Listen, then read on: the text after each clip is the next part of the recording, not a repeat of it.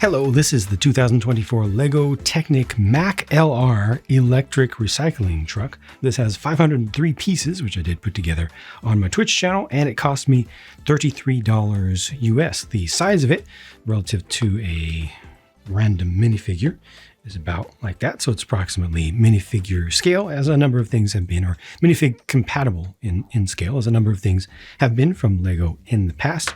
Comes with one refuse container, which fans of Mario will, oh, wait a minute, is that, there we go, will recognize as a couple of things stacked on top of each other. You just put a sticker on either side, but I'm going to focus on the truck, of course. The build is nice and compact, but not too difficult, I would say. I think that though it is mostly pretty smooth on the outside and well covered, it doesn't feel like one of those just for show Technic things. It actually has a good amount of functionality in it that's very satisfying, both to put together and to operate. You got the hand of God steering up here on the top, which is decent. Could have a little bit more range of motion, but it's not bad, I would say. Again, the look of it from every angle is nice. This does rely pretty heavily on stickers for some of the details that you can see there. This looks pretty good. Back here, the dump is very simple, right? It just opens up like that. And the entire hopper back here is able to hold stuff. Plenty of room there. I mean, it's open up a little bit, but plenty of room to stuff stuff in there. And this is just kind of free falling or just free hanging there. But the main function is this one over here to actually pick up. This one over here to actually pick up and do some dumping of some material. So what you do is let's see if I've gotten lined up well enough. Yeah, you just kind of roll up to the thing and then turn a knob on the other side just in one direction only. And it does all of this. And they give you just some little tiles for dumping, but it just does that. That's it. It's that simple. And it's so satisfying to see it, to operate it. It really works well. See right there. So once it closes up, it's able to just go up. Kind of locks itself into place. There's a rubber band on the other side to make sure it always comes back down. And that's it. Pretty straightforward, but it does its job. And you don't have to have perfect alignment. It doesn't have to be absolutely perfect. See there, it's even a little bit kind of at an angle, a little bit diagonal. It'll still do it. Every once in a while, you'll miss just a little bit. It'll start to dump it a little bit early, depending upon how much stuff you have in there. But again, they just give you a couple of tiles. This tile, speaking of tiles, this tile right here does tend to get caught a little bit by the side right here. This lift arm kind of lifts it a little bit. I don't know exactly how to fix that. If you get it, yeah, see, it just keeps wanting to get stuck in there a little bit. It's probably a way to slightly adjust the positions of things along the axle a bit, but it did continue to do that even after some adjustment over time. So that might be one tiny little issue. I've never had it actually pop all the way out, but it does move a little bit. And this is just the pathway for things to slide down. And as you can see, when this is opened up, you can see more of the mechanisms in here, and the front side of the hopper is completely open, but it's fine. There is a little lip here, so small things don't fall forward easily.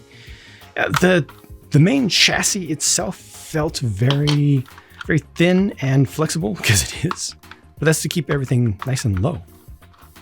See, it has one single layer of lift arms to hold the entire main chassis together towards the rear. It's much stronger at the front, of course, but at the rear, I just wanted to keep it nice and low, which I think was a good idea. I think that overall the design work for this has been done really, really well. They do not have studs in the cockpit for a figure to sit there.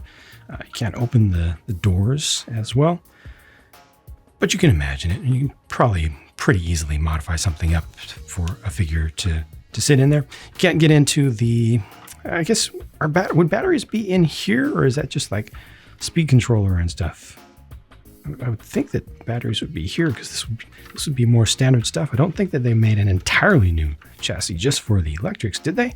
It's more of a conversion sort of thing. I haven't looked into the real thing. I need to. But this looks nice. And again, it's covered up well. What I like least about it is literally that one piece right there, that one blue piece. The other blue little bits feel fine. by comparison. Yeah, even these here, like it's just kind of reminds me of normal Technic stuff. But that one right there, that one bugs me. Otherwise, I don't have anything bad to say about this, except this. This kind of speaks for itself. For folks who hate stickers, yeah, that's a lot. And I feel like some of those are pretty important details. The big ones, honestly, you can leave the biggest ones out. It's just like, it's branding and it's kind of optional, but especially like these stripes over here, some of the smaller details I think are important. And then these two here were for the refuse bin. So yeah, there has to be something bad, right? And amongst these extra parts here are the red and blue, just one by one. Whoop, almost lost something. One by one tiles that represent refuse, just garbage, or in this case, recycling material that you can pick up, so you can, throw some of those in the bin. This again was $33 US for me. It's 35 euros, which is definitely not as good. 30 pounds UK and $40 Canadian. And I'm gonna do the thing. And off they go, all over the place. It's, again, 503 pieces, but it is Technic, and some of those are just these little tiles.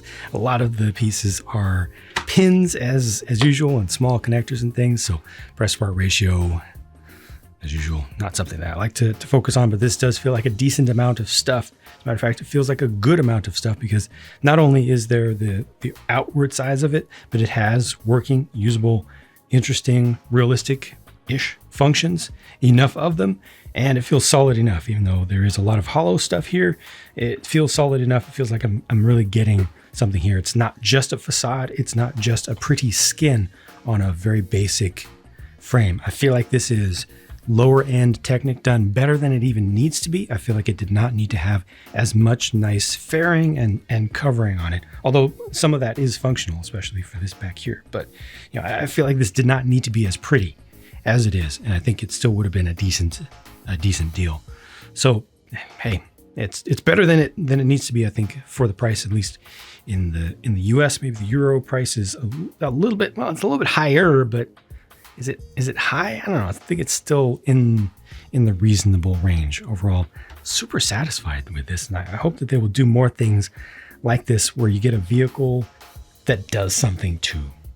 Just the whole pullback thing, and the basic vehicles that you can open the bonnet and the hood and the doors, and that's it. It's cool and all, but do you really need Technic for that? No, you need Technic for this.